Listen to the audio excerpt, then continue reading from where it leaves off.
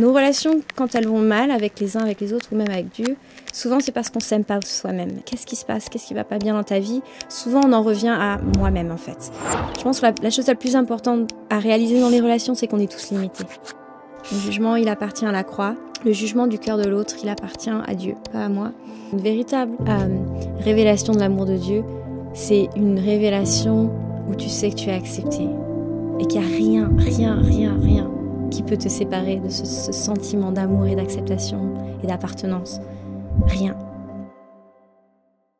Bienvenue dans ce nouvel épisode. On se réjouit vraiment de vous accueillir aujourd'hui. Je vous rappelle que vous êtes dans le podcast de Jeunesse en Mission à Dunham, donc Jem Dunham, ici au Québec, où ça fait déjà plusieurs épisodes qu'on a pu se rencontrer, qu'on apprend gentiment à se découvrir.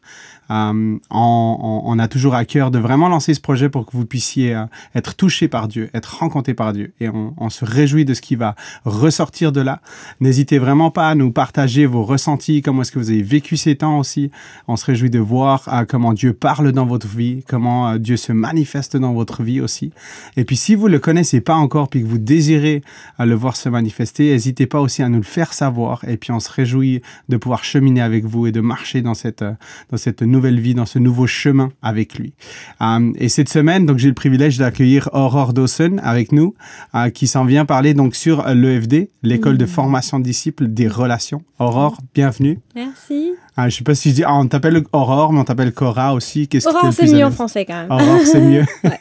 C'est juste, ils n'arrivent pas à dire Aurore, donc Cora, c'est plus simple pour les anglophones. Mais on a vraiment le privilège de te recevoir, toi, avec ton mari et tes 3 merveilleux enfants sur 4.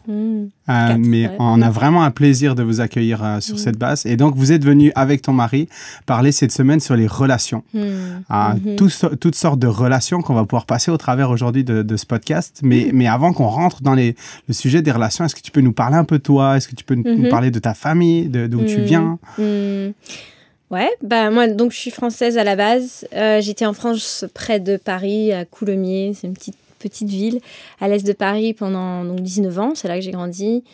Et j'ai eu la chance, mon frère a fait une école de disciples dans la Marne, près de Paris. Et j'ai vraiment vu une transformation dans sa vie. Donc, je me suis dit, je voudrais vraiment faire une école de disciples aussi. Et c'est là que je suis donc partie en Australie pour faire une école de disciples. J'ai essayé de trouver l'école la plus longue au monde. Je me disais, j'ai beaucoup de problèmes. Il faut vraiment que je gère plein de choses. Donc, une école vraiment longue. Et du coup, j'avais trouvé une école de 9 mois en Australie, à Newcastle. Et donc, j'ai fait mon école, je suis restée en staff. Et après, donc, j'ai rencontré mon mari là-bas. Wow. Et du coup, on a déménagé en Nouvelle-Zélande parce que mon mari, il a donc la double nationalité avec l'Amérique et la Nouvelle-Zélande. Et on s'est sentis vraiment appelés en Nouvelle-Zélande. Et ça fait 17 ans qu'on est là-bas. Wow, magnifique. Et on a 4 enfants. Extraordinaire. De quel âge déjà? Alors, Kiana, notre première, elle a 19 ans. Ouais. Eva, la deuxième, elle a 17 ans. Après, c'est Lévi, notre fils, il a 13 ans. Et Shiloh, notre fille, elle a 8 ans. Wow. Ouais. Et ça fait combien de parcours à Jeunesse en Mission depuis combien d'années vous êtes maintenant à Jeunesse en Mission? Alors, ça faisait donc en tout 20 ans. De l'an 2000 jusqu'à l'an 2020, on a été vraiment plus intégrés dans la structure de Jeunesse en Mission. On était donc dans une base pendant 8 ans en Australie. Après, quand on a déménagé à ce qu'on appelle Tauranga, donc en Nouvelle-Zélande, on était associés à servir et aider les bases de GEM qui étaient donc de la ville. Donc, il y en avait plusieurs des bases et des ministères de GEM. Mais on n'avait pas senti de simplement joindre une location ou un endroit, je veux dire, géographique. Donc, on était plus à aider les ministères de tout le pays de la Nouvelle-Zélande parce qu'on a eu quand même assez d'expérience dans le leadership, dans plein de choses comme ça. Donc, du coup, on se mettait à disposition. Et le plus on a fait ça jusqu'en 2020, le plus on a réalisé qu'il fallait peut-être qu'on commence notre propre association pour mieux aider ceux qui sont dans le leadership, dans les responsabilités, et ceux qui sont donc à long terme dans la mission ou dans le ministère. Et petit à petit, avec le travail que nous, on a mis en place avec notre association, on a réalisé que, en fait, les outils qu'on a pour aider ceux qui sont dans le ministère, qui sont à long terme dans la mission, ou dans les églises peuvent aussi aider des couples non chrétiens ou les équipes non chrétiennes. Et donc, petit à petit, notre association a commencé à être impliquée dans plusieurs sphères de société. Donc ça, c'était un peu le cheminement. Et donc, c'est en 2020 que vous avez créé votre association qui s'appelle Restauration. Donc, ça fait, alors, en anglais, c'est Restoring Connections. Restoring Connection, yeah. Et en français, on a aussi commencé une association française à Coulommiers, là d'où je viens. Et donc, du coup, on a les deux aspects. On a le côté néo-zélandais, Restoring Connections, mais on a aussi l'aspect français qui s'appelle Tandem. Wow. Donc, comme un vélo tandem et aussi comme le temps d'aimer, tandem. Donc, extra. C'est ça. Et c'est super. Donc, on fait les mêmes choses des deux côtés, mais avec le côté français, on est un peu plus dans la phase pionnière, où on établit les choses un peu plus. Donc, c'est pour ça qu'on va en France cette année pendant plusieurs mois. Extraordinaire. Donc, c'est vraiment depuis votre parcours à GEM que vous vous êtes senti ensuite à créer ce réseau Tandem, ce ministère Tandem en France, mais Restoring Connection en Nouvelle-Zélande. C'est ça, c'est extraordinaire. Ouais, et on est quand même assez impliqués dans Jeunesse en Mission, comme tu le vois cette semaine, on est là, on est enseigné dans les écoles. Mais ce qui nous intéresse vraiment, c'est ceux qui sont long terme dans la mission et les équipes de leaders, de responsables, qui ont besoin d'outils pour pouvoir vraiment travailler mieux en unité, se réconcilier et puis avoir une bonne connexion, une bonne relation ensemble. Et ce qui est extraordinaire aussi au milieu de ça, c'est que ton mari, Matt, donc, est le fils de Jen Dawson, qui est quand même une figure importante à Jeunesse en Mission. C'est ça, et le petit-fils de Joy Dawson. Donc, ça aide aussi à voir comment le leadership peut être des fois aussi pesant. Peut-être aussi même dans les relations, comment est-ce que ça peut être compliqué. Donc, je trouve super d'avoir ce côté un peu de connaissance et de sagesse pour dire, OK, on a vu les problèmes qu'il pouvait y avoir et on veut remédier à ces problèmes, autant dans la mission que dans le monde de tous les jours. Tout à fait. Donc, c'est extraordinaire ce que vous avez pu lancer. Et du coup, vous êtes devenus des experts dans comment créer de bonnes relations, on peut dire. Ou alors, on a tellement raté les choses qu'on a beaucoup appris nos grosses erreurs. Est-ce qu'on est expert ou est-ce qu'on a beaucoup raté? Je ne sais pas. Mais il y a une bonne connaissance qui s'est faite avec le temps. On espère. Ouais, c'est notre cœur de pouvoir simplement aider les gens à travers ce qu'on a appris. Puis on a fait des formations aussi. Le père de Matt, il avait établi donc une organisation. En anglais, c'était un peu plus comme une formation sur la réconciliation avec les peuples autochtones, avec comment travailler dans la réconciliation entre peuples, entre nations, entre cultures. Et donc, du coup, on a aussi pu vraiment bénéficier de la sagesse du papa de Matt et de tout le travail qu'il avait fait dans la réconciliation.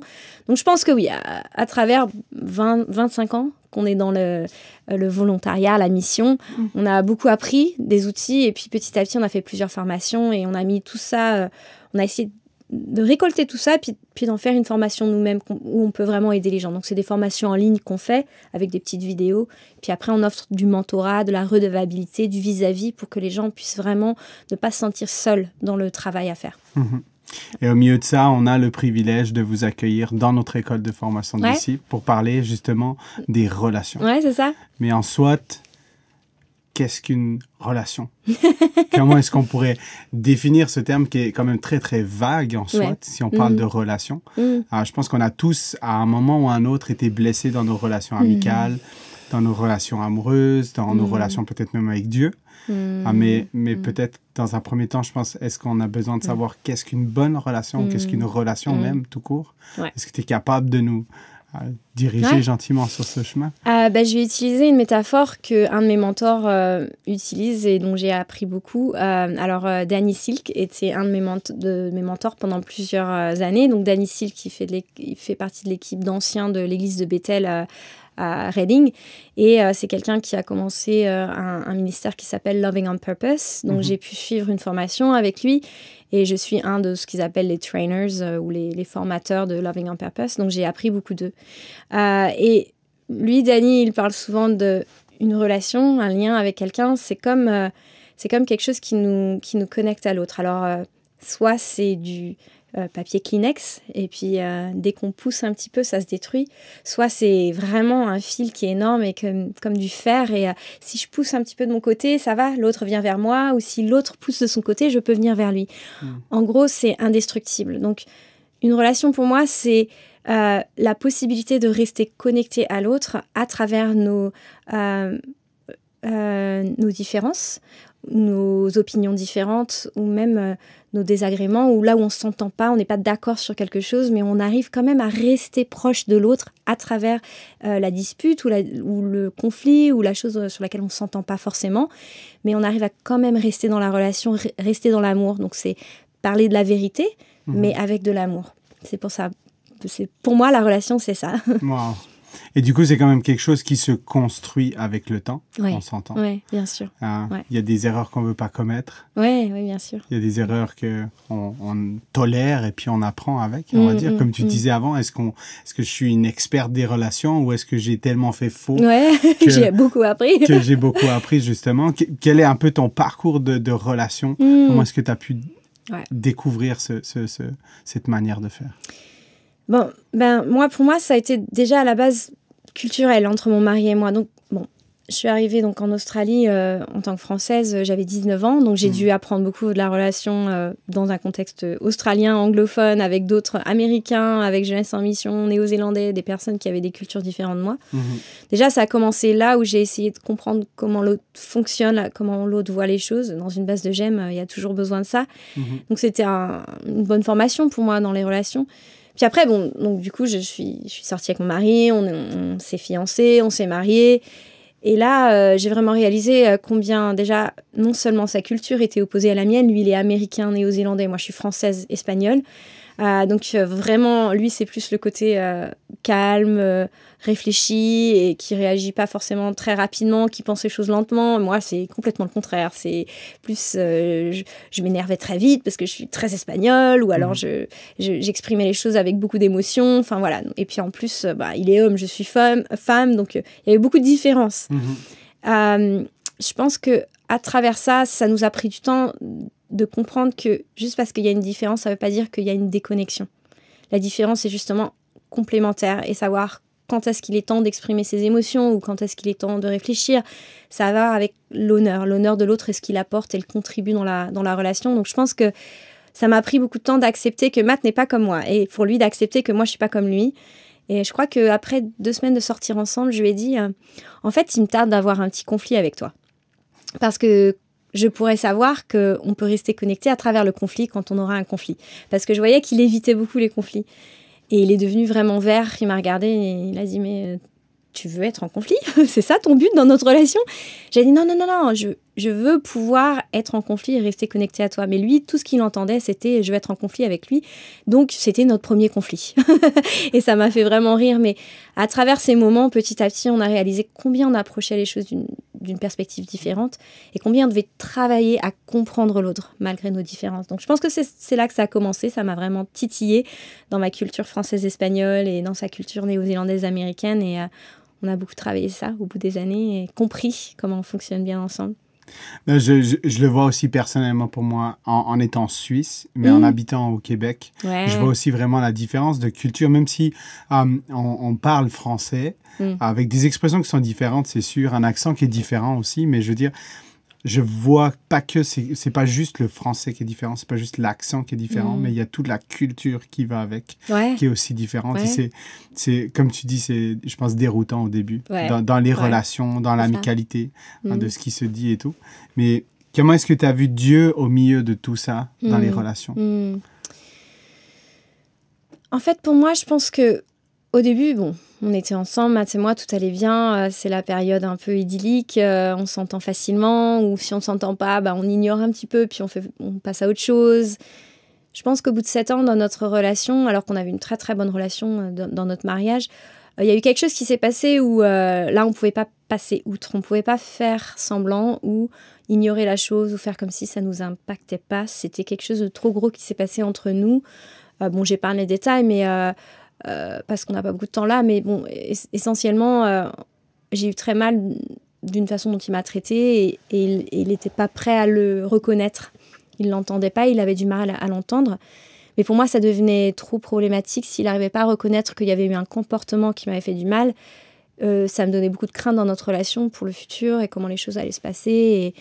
Donc la peur et la crainte s'installent, et puis après 7 ans de mariage où je croyais que tout allait bien et qu'on gérait bien les choses, on communiquait bien, et tout d'un coup ça se passe, c'était comme si un peu quelque chose de soudain, une bombe dans notre relation. Et il me semblait que là, à ce moment-là, je ne savais pas comment j'allais m'en remettre. Et j'ai dû vraiment me tourner vers Dieu parce que, moi, dans ma relation avec Dieu, c'est mon premier amour, avant même Matt. Mais je pense qu'au bout de 7 ans, et puis au bout d'un petit moment dans une relation, tu dépends un peu de l'autre, tu commences un petit peu à devenir familier. Et là, ça m'a remis en cause, où le Seigneur me disait, mais est-ce que je suis encore ton premier amour ? Est-ce que je suis encore tout pour toi ? Et je pense que ça a été un moment où j'ai dû réaligner mes priorités et faire en sorte que vraiment je me remette devant lui. Parce que là, Matt n'était pas prêt à demander pardon, il n'était pas prêt à travailler sur le problème.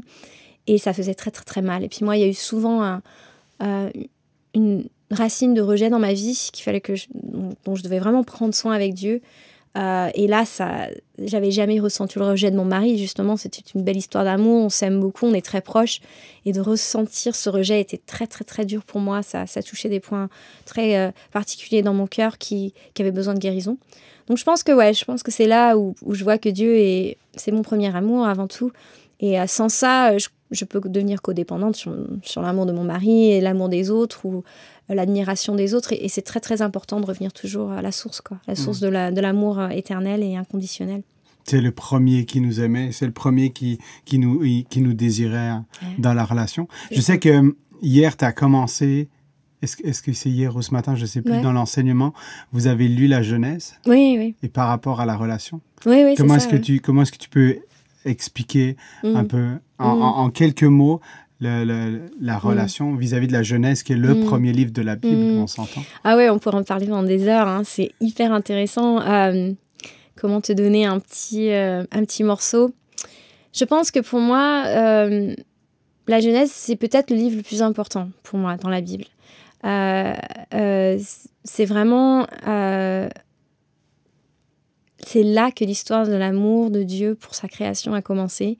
C'est la chose la plus profonde au monde pour moi. Et donc, pour moi, j'imagine Dieu, et ça, c'est vraiment ma perspective. Je la soumets à... Je ne suis pas théologienne et je ne suis pas intellectuelle, même si j'ai beaucoup pensé aux choses et fait beaucoup de recherches. Et j'ai beaucoup appris de personnes qui ont un don dans la compréhension des lettres et de la parole. Et j'admire avoir un tel don. Mais moi, je passe beaucoup de temps avec les gens. Je ne passe pas tant de temps à lire ma Bible minutieusement, même si je lis ma Bible. Mais je ne suis pas aussi douée que ceux que j'admire à ce niveau-là.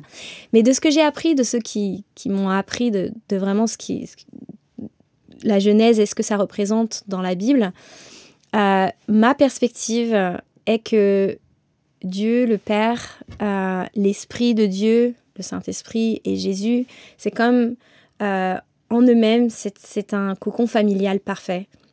Il y a un Père et puis il y a un esprit qui a l'air un peu presque féminin, des fois, qui réconforte ou qui est là comme l'aide, le soutien dont on a besoin, presque comme un peu comme une maman. Donc on a le côté féminin, on a le côté masculin dans Dieu et on a le côté du fils, la parentalité aussi. Et donc comme un frère ou notre amant, on voit comme Jésus notre amant en tant qu'Église, donc, ou notre amour, notre grand amour, je devrais dire, notre mari. Et donc dans ce sens-là, on a une famille parfaite. Et je pense que la Genèse nous ouvre les yeux à cette famille parfaite qui avait tant d'amour en eux-mêmes et nous ont créés de cet amour. Et pour moi, c'est ça l'histoire de l'humanité, c'est qu'on a été créés d'amour. Enfin, c'est facile pour moi, je suis parisienne, française, l'amour c'est très important, donc je vais toujours parler de l'amour. Donc je dis, c'est ma perspective, la façon dont je lis la Genèse, c'est une histoire d'amour. C'est une explosion d'amour qui a fait que nous avons été créés. Et Imago Dei, c'est l'idée qui est donc latine de Dieu nous a fait à son image. Et donc c'est la chose pour moi la plus importante, la fondation la plus importante. Si on est fait à l'image de Dieu, homme et femme, donc la chose la plus importante pour moi au monde, c'est que l'homme et la femme soient en équilibre dans la façon dont ils fonctionnent pour glorifier qui est Dieu lui-même, autant féminin qu'il est masculin et autant père qu'il est fils. Et vraiment la parentalité et la possibilité de procréer, c'est le premier commandement et la chose que Dieu a dit en premier en disant voilà, maintenant j'ai fait quelque chose de parfait pour vous, je vous aime, vous êtes les enfants de mes entrailles et maintenant multipliez-vous, faites ce que moi j'ai fait. Et c'est la chose la plus merveilleuse au monde, c'est la famille. Et pour moi, la famille parfaite, c'est Dieu et la Trinité. Mais nous, on est nés dans des familles imparfaites, bien sûr, où on n'a pas toujours eu l'amour d'une mère ou le réconfort d'une mère ou l'amour d'un père et la protection et la stabilité qu'un papa peut offrir ou l'aspect de partenariat avec un frère ou une sœur comme on l'aurait voulu, où on se sent peut-être rejeté ou mal aimé l'autre. Et pour moi, c'est justement pour ça de revenir à la Genèse et le fait que Dieu avait cette idée pour nous, de nous aimer et nous donner un environnement dans lequel on peut le glorifier dans la façon dont on s'aime les uns les autres. Pour moi, c'est la chose la plus merveilleuse au monde. Et je veux bien sûr voir les gens être confrontés à leurs péchés et aimer Dieu. Et je veux voir les gens sauvés, tout ça. C'est très important. Mais je crois qu'avant ça, pour moi, maintenant, la chose la plus importante, je veux refléter le cœur du Père dans la façon dont je traite mon mari et je suis dans ma famille. Et ça, pour moi, c'est le témoignage le plus important. Donc voilà, un petit morceau de ce que j'enseignais. Ça donne vraiment envie d'être assis pour des heures en classe. Oui, c'est ça. Ouais. Ouais. J'ai eu le plaisir de revenir sur la Genèse tout récemment aussi. Et une des choses qui était vraiment sortie fort pour moi dans le début de la Genèse en 2, où il dit qu'il a demandé à l'homme de nommer tous les animaux. Et il a fait passer tous les animaux devant l'homme pour qu'il les nomme. Et en fait, ce qui m'a impressionné dans ce désir de relation de Dieu avec nous, c'est qu'il aurait très bien pu dire « Je les ai créés, je les nomme et je te dis comment ils s'appellent. Ouais. » Et en fait, Dieu, il a dit non. Il a dit « Je vais attendre et je vais les placer devant l'homme et c'est lui qui va dire comment est-ce qu'il s'appelle. » Et pour moi, c'est quelque chose qui m'a vraiment marqué dans ce fait de relation avec Dieu, dans ce désir, comme tu peux enseigner, qu'il désire être en relation avec nous. C'est qu'il a attendu que l'homme, et non pas lui, nomme chacun des animaux et le lui présente devant lui.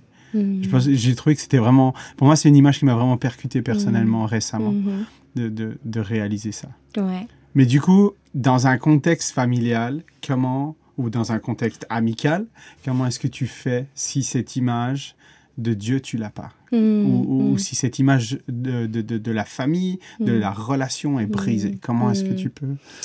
En fait, j'accepte déjà le fait que on est tous nés dans un contexte où cette image a été brisée, constamment. Donc, l'idée de Dieu, c'était, je veux vous mettre donc, dans un contexte où tout est parfait. Éden, tout est parfait. Et l'homme et la femme, parfaitement, peuvent me représenter. À mon image, ils sont créés, tout est parfait. Mais bien sûr, on sait que l'ennemi est venu à tenter Ève et que l'homme a suivi. Et donc, il y a eu un brisement et une déchirure. Et donc, on est dans cette réalité où on n'a pas cette perfection d'amour, de relation, où on marche le matin dans le jardin avec Dieu. On n'a pas cette expérience-là. Par contre, je sais que de ce que j'ai compris, de ce que j'ai appris d'autres, encore une fois, de la Genèse et des concepts surtout hébraïques de la Genèse, le but de eux, ils appellent ça un mythe d'Éden. C'est plus un mythe et une légende qu'une réalité. Certains pensent que ça s'est passé exactement comme ça, mais souvent, ils pensent plus que c'est une mythe et une légende. De la façon dont ils voient ça dans le contexte hébraïque, en fait, de ce que j'ai appris, c'est que le but maintenant d'être sur Terre, c'est de voir une réparation, une restauration. Je crois que le terme, et je peux peut-être me tromper comment on le prononce, c'est Tikkun Olam, c'est un terme de réparation de toute chose. Donc le but maintenant, après donc, la chute, c'est de savoir comment est-ce qu'on peut justement travailler à réparer cette connexion qui a été perdue avec le divin, avec nous-mêmes et avec l'autre. C'est pour ça que le premier commandement, c'est aime Dieu de tout ton cœur, aime ton prochain comme toi-même, les trois. Il faut savoir comment reconnecter ces connexions. En soi-même, cette connexion, c'est une des plus dures à reconnecter. Et c'est toujours par là que je commence. Nos relations, quand elles vont mal avec les uns, avec les autres ou même avec Dieu, souvent c'est parce qu'on ne s'aime pas soi-même. Et avec tout le travail que je fais, particulièrement dans le mentorat, le travail de prière, le travail de recherche ou de discussion de vis-à-vis, qu'est-ce qui se passe, qu'est-ce qui ne va pas bien dans ta vie, souvent on en revient à moi-même en fait. Parce qu'on a essayé d'aimer l'autre, mais on ne s'aimait pas soi-même, on a essayé d'aimer Dieu, mais on ne s'aimait pas soi-même. Donc pour moi, ça commence déjà là. Le travail d'amour et de connexion, c'est qui je suis moi. Et quel est mon but dans la vie? Et comment est-ce que je peux comprendre ma contribution et là où je suis à ma place ou là je suis pas à ma place. Et après, là, je peux essayer de comprendre l'autre. Ça a l'air un peu égoïste comme ça, mais en fait, si on commence pas là, souvent, on trébuche beaucoup. Et on peut commencer autre part, si on veut, bien sûr, avec Dieu, avec tout autre. Mais le but d'être sauvé, c'est de savoir que tu es aimé. Donc, si on n'a pas cette révélation vraiment profondément de s'aimer soi-même et s'accepter soi-même, on va avoir des difficultés avec les autres. Donc, pour moi, ça commence là. Et le but de tout ce que Dieu veut faire, c'est de reconnecter à toute chose à lui-même et réconcilier toute chose à lui-même. D'où le fait de revenir à la Genèse, quand tu disais, Dieu nous a créés à son image, mais s'il l'a fait, c'est pas en se disant, je vais faire un projet, et puis on verra si ça fonctionne, si ça fonctionne pas, je recommence. Mais c'était vraiment tout l'amour qu'il a mis au milieu de cette création, en disant, je le fais, et on le fait. Lui et, enfin, Jésus, Dieu et le Saint-Esprit, le Père, Fils et Saint-Esprit, qui t'ont dit, on le fait. On crée l'homme et la femme à notre image. Et dans cet amour-là. Donc, je trouve que c'est fort. C'est vraiment super et tellement encourageant en même temps. Mais ça nécessite d'avoir cette révélation de Dieu qui nous aime. Si on parle de là, je pense qu'il y a toujours un cheminement qui nous ouvre beaucoup plus de portes. Mais si on vient de « j'ai besoin de me sentir accomplir devant Dieu parce que je me sens pas bien en moi-même, donc je vais travailler pour Dieu ou je vais faire pour Dieu », au bout d'un moment, on s'essouffle beaucoup parce que on n'est jamais assez, on n'arrive jamais à faire assez, parce que Dieu est toujours inatteignable, parce qu'en fait, on ne ressent pas cet amour. On ne sait pas qu'on est assez en nous-mêmes. Souvent, bien sûr, il faut comprendre qu'on est pécheur, c'est important, je ne suis pas en train de nier, bien sûr, tout un aspect théologique est très important dans notre relation avec Dieu. On lui a fait du mal et on a donc brisé la confiance et c'est important qu'on se repentisse et qu'on revienne vers lui. Mais souvent, je pense qu'on a cette idée que Dieu nous aimait pas beaucoup parce qu'on a péché, donc il est un peu loin de nous parce qu'on ne sent pas bon, on lui inspire pas, il n'a pas envie d'être proche de nous parce qu'on a péché. Et donc du coup, il est mort pour nous, plus pour lui. Jésus est mort pour nous, plus pour essayer de fixer les choses parce que Dieu est loin de nous et il nous apprécie pas beaucoup, au lieu de réaliser qu'en fait, il est mort pour nous parce que pour lui, on en valait la peine. Ce qui est une histoire complètement différente. Je suis mort pour toi parce que tu en vaux la peine pour moi. Par amour, je choisis ça. Pas par juste devoir ou par obligation. Parce que si quelqu'un se marie avec moi, par exemple, si mon mari choisit de venir à l'hôtel en disant je me sens un peu obligée, mais bon, je vais dire oui, je vais me marier avec toi. C'est pas une belle histoire d'amour. Il n'y a pas de liberté dans cet amour-là. Il y a de l'obligation, il y a de la crainte, il y a de la peur. C'est pas très beau. Donc pour moi, c'est ça qui est important. C'est pour ça qu'on revient souvent à la Genèse. C'est une histoire d'amour. Il nous voulait, il nous désirait. Et ça change tout. Mais c'est aussi de comprendre que en fait, c'est plus comme tu dis, nous, qui nous excluons de son amour, en fait. C'est plus comme de dire, je ne mérite pas que tu m'aimes. Du coup, je prends un pas en arrière parce qu'en fait, je ne mérite pas. Mais ça revient, en fait, à ne pas comprendre l'œuvre de Jésus à la croix, en fait. En fait, c'est juste de ne pas réaliser que signifie son sacrifice. C'est ça, Et puis, on aime souvent, en tant que chrétien, à citer ce verset de Jean 3,16. Mais je pense que si on le cite, c'est vraiment pour avoir cette compréhension. Et puis, il y a le verset Jean 3,16 qui dit « Car Dieu a tant aimé le monde qu'il a donné son Fils unique, afin que quiconque croit en lui ait la vie éternelle. » C'est ça. Mais il a rajouté après en verset 17 « Et il n'est pas venu pour condamner le monde, mais pour le sauver par son Fils. » Une véritable révélation de l'amour de Dieu, c'est une révélation où tu sais que tu es accepté et qu'il n'y a rien qui peut te séparer de ce sentiment d'amour et d'acceptation et d'appartenance. Rien. Pas le jugement de l'autre, pas ta propre critique de ton propre comportement. Et il n'y a rien qui peut séparer cette sensation d'être « je suis aimé ». Et c'est pas une méthode où on claque du doigt puis c'est fait. Y a pas, si tu fais cette prière, ça va opérer ce changement-là dans ta vie. Et puis tu vas découvrir, oh tiens, tout d'un coup, du jour au lendemain, je m'aime. Et puis voilà. Mais comment est-ce qu'on pourrait, en se positionnant dans cette idée où on réalise, ok, je suis brisé à l'intérieur, en fait. Mes relations ne sont pas bonnes parce que je ne vais pas bien. Ma relation avec Dieu n'est pas bonne ou n'est peut-être même pas du tout existante. comment est-ce que je peux commencer un chemin vers la restauration? C'est une très bonne question. Pour moi, on a cet exemple dans la Bible de David avec les psaumes et de beaucoup de psalmistes avec les psaumes. Et c'est vraiment une portion quand même assez énorme de la Bible. Cette portion est plus créative, cette portion est plus presque émotionnelle. Parce qu'on parle beaucoup d'émotions dans ces psaumes, de ce qui nous fait mal, de ce qui nous réjouisse. Bien sûr, il y a aussi des chants d'intercession, de victoire, mais il y a énormément d'émotions quand on lit les psaumes. Pour moi, c'est un peu comme une allégorie ou alors un signe de Dieu qui nous montre un petit peu le chemin, parce qu'il a dit que David était un homme après son cœur, un homme qui l'aimait. Il aimait David. Pour moi, si je pense à David, c'est quand même quelqu'un qui a fait beaucoup d'erreurs. Des erreurs assez terribles. De nos jours, il serait complètement cancelled, David. Les choses qu'il a fait, c'est horrible. Mais il y a quelque chose qui fait que David était vraiment vrai au niveau de ses émotions.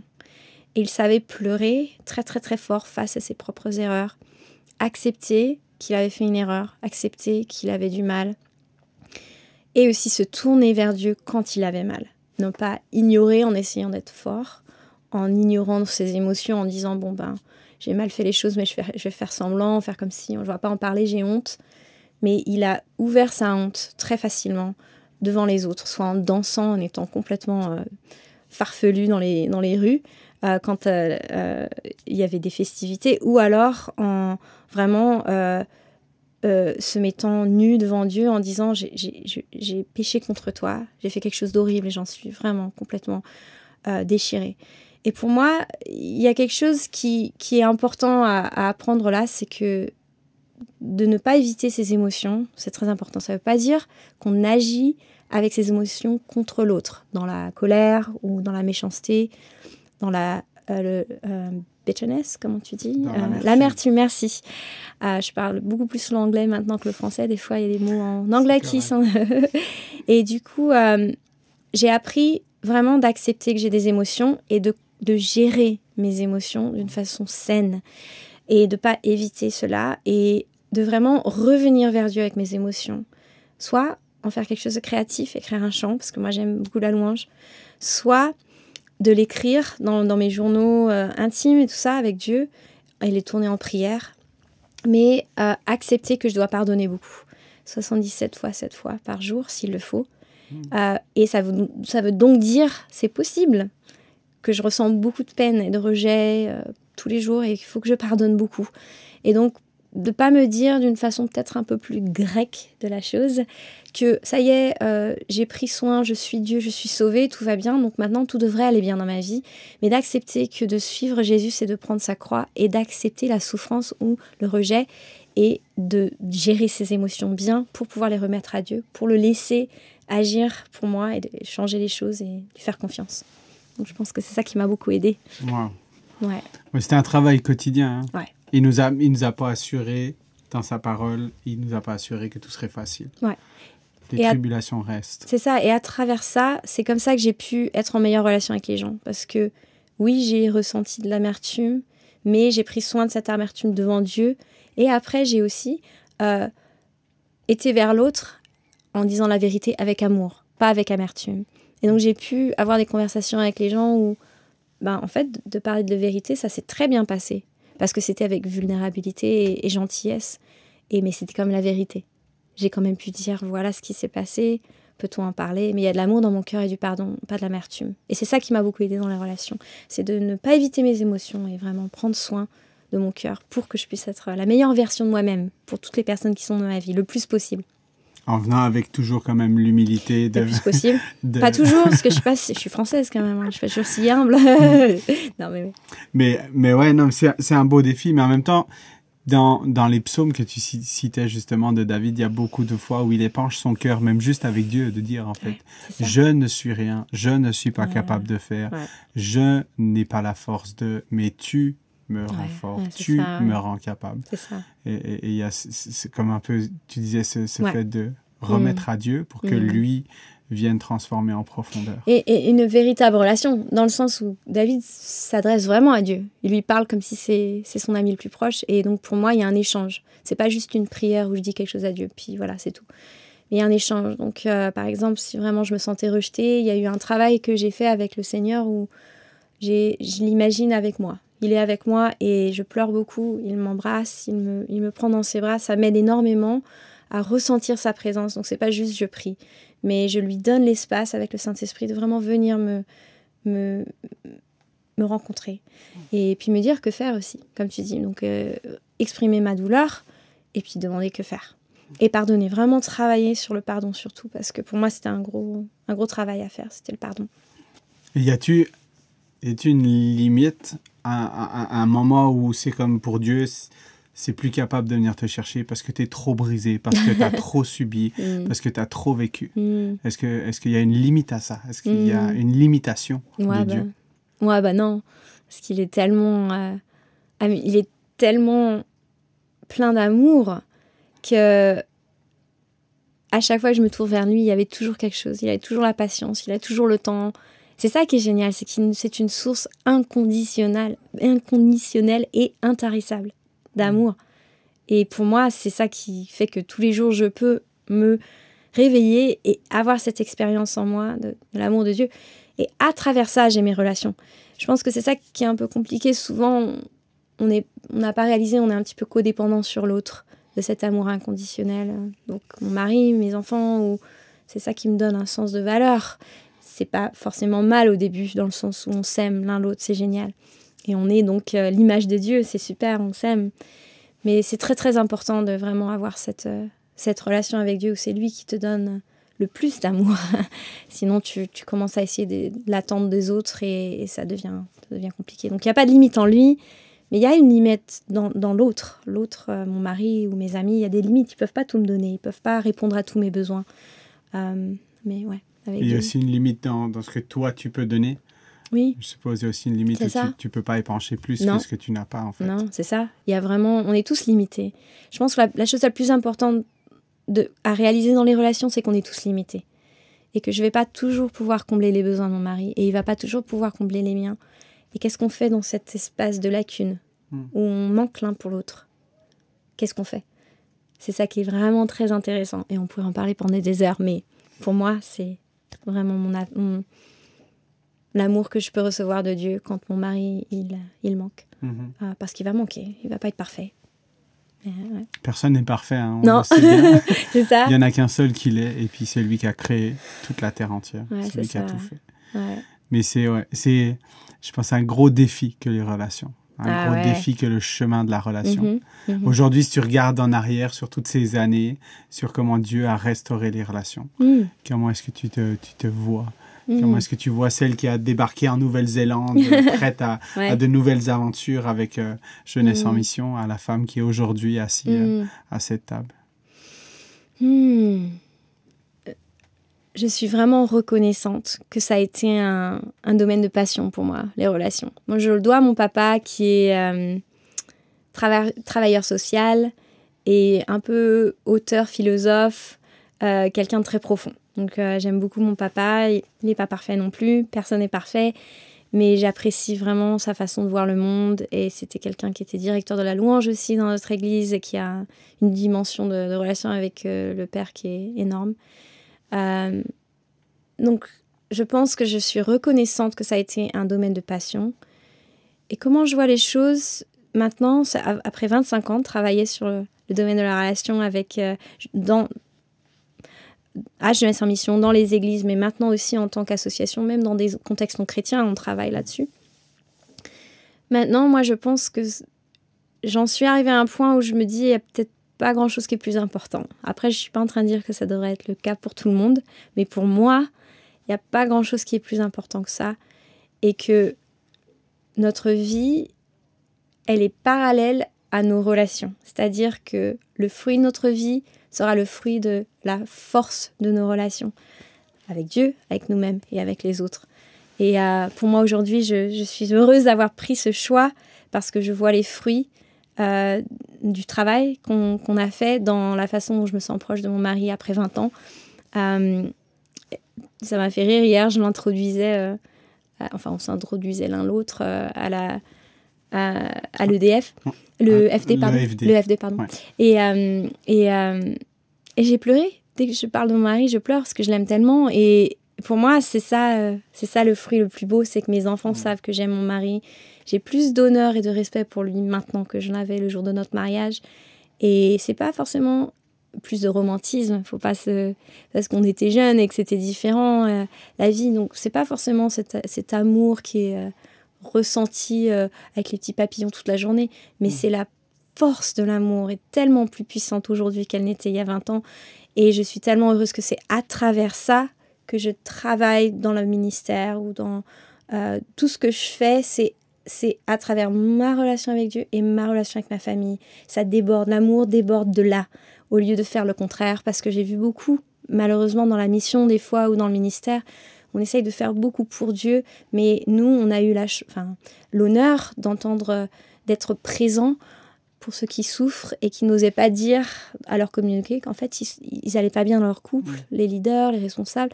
Donc aujourd'hui, quand je retrace les 25 dernières années, je suis tellement contente d'avoir fait le choix de se focaliser sur les relations, faire en sorte qu'elles soient saines dans notre famille, afin de pouvoir surabonder de présence et d'amour pour les autres. Et pour l'instant, ça marche, c'est équilibré. Pas toujours, mais pour l'instant, ça marche et c'est équilibré. Donc c'est ça mon feedback de ce que je vois des 25 dernières années. Mais c'est vraiment un encouragement, vraiment, je trouve. Parce qu'on ne le pense pas souvent. On aime, en tant que chrétien, donner la belle image, la belle facette de Jésus qui sauve, qui est le cas. Je veux dire, on ne dépeint pas une mauvaise image de ce côté-là, mais on cache un peu des fois le problème relationnel, on cache des fois un peu le problème des tensions qu'on peut avoir et tout, mais on reste des êtres humains, comme tous les autres. Et puis, on n'est pas supérieur, on n'est pas meilleur ou quoi que ce soit. On a juste découvert qui est l'auteur de la relation. Et puis c'est ça qu'on veut partager. Ouais, c'est ça. Parce que comme tu dis, c'est un chemin extraordinaire par lequel tu es passé. Plus de 20 ans de marche avec Dieu, où tu l'as vu restaurer. Ouais. Je l'ai vu moi aussi dans ma vie personnelle, parce que je viens d'un contexte familial brisé aussi. J'ai grandi sans un père à partir de l'âge de 15 ans, donc je comprends pleinement à ce genre de situation-là. Donc, c'est vraiment un encouragement que tu donnes, que de s'accrocher à Dieu et d'espérer le voir transformer notre entourage. Et pour moi, ça m'encourage juste de continuer à chercher dans la relation, me remettre en question. Moi, étant aussi marié, ayant aussi des enfants, comment est-ce que je gère mes relations? Comment est-ce que je marche selon Dieu dans mes relations? Comme tu le dis, c'est pas tous les jours facile. Il n'y a pas tous les jours des petits papillons dans les yeux. Il y a des fois, il faut prendre les pagaies puis il faut ramer. C'est ça. On choisit, on va de l'avant. Et c'est ces moments-là, il faut se demander pourquoi, en fait. Savoir qu'est-ce qui se passe. Si on rame, pourquoi? Qu'est-ce qui se passe? Donc, c'est l'ennemi, c'est moi, c'est l'autre, c'est Dieu. Qu'est-ce qui se passe? Et c'est ça qui est difficile, mais ça en vaut la peine. Mais c'est un chemin de restauration, la relation, en fait. On construit la relation avec les gens, mais on construit aussi une restauration personnelle avec Dieu. Est-ce que tu as un encouragement que tu veux partager avant qu'on puisse gentiment clore cet épisode qui est très enrichissant? On n'a pas pu, je pense, aller très, très en profondeur parce que je pense que si on y allait, on en aurait pour des heures. Ouais, là, on serait parti. Mais un encouragement, une pensée qui te vient en tête. La seule chose c'est toujours ça, je commence toujours avec ça au niveau des relations. Si on veut travailler plus profondément à être plus proche de ceux qu'on aime et à être plus en harmonie les uns avec les autres, je commence toujours par dire faut laisser de côté le jugement. Le jugement, il appartient à la croix. Le jugement du cœur de l'autre, il appartient à Dieu, pas à moi. C'est quelque chose à travailler profondément tous les jours. C'est-à-dire que quand je vois l'autre faire quelque chose, soit je ne suis pas d'accord, soit ça m'embête, ça m'impacte négativement. La seule chose qu'on puisse faire, c'est venir vers l'autre d'une façon vulnérable et humble.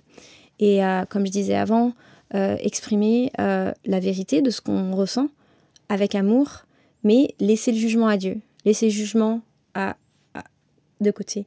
Donc ça, c'est mon encouragement le plus grand dans les relations pour chaque personne, chaque couple, chaque équipe, chaque personne qui est en difficulté, soit avec ses frères, ses sœurs, qui que ce soit. est-ce que tu es prêt de mettre le jugement de côté? Parce que tu penses savoir ce qui se passe dans la tête de l'autre ou dans le cœur de l'autre, ou pourquoi l'autre fait ce qu'il fait, ou qu'est-ce qui ne va pas en l'autre. Mais est-ce que tu es prêt à simplement penser qu'est-ce qui ne va pas en toi?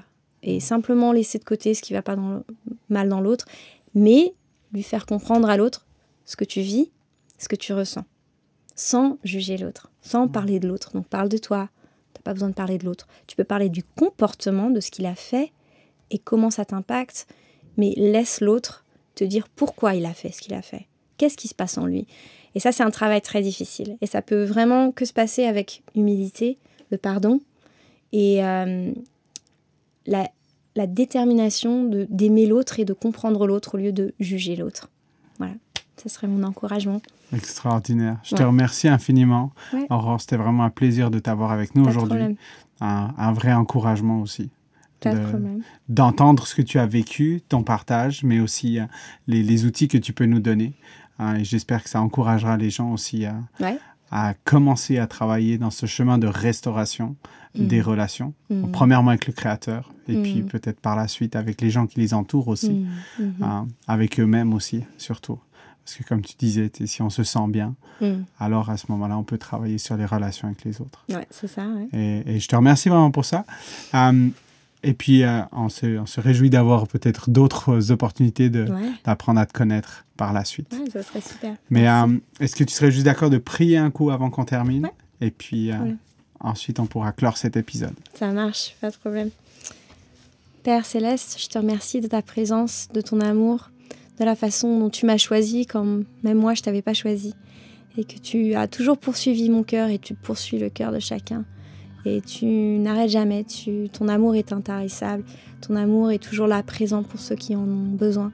Et je prie que chacun qui écoute ce thème de la relation, ce podcast, puisse vraiment avoir cette révélation de ton amour profonde et profondément comprendre combien tu as un plan pour chacun, tu veux te révéler à chacun et tu veux montrer ton amour à chacun. En ton nom Jésus, je prie. Amen. Merci infiniment, Aurore. J'espère que cet épisode vous a plu. J'espère que vous avez appris de bonnes choses et puis qu'on se réjouit simplement de vous revoir prochainement avec d'autres épisodes et d'autres moyens de pouvoir vous montrer qui on est, nos cœurs et grandir avec vous.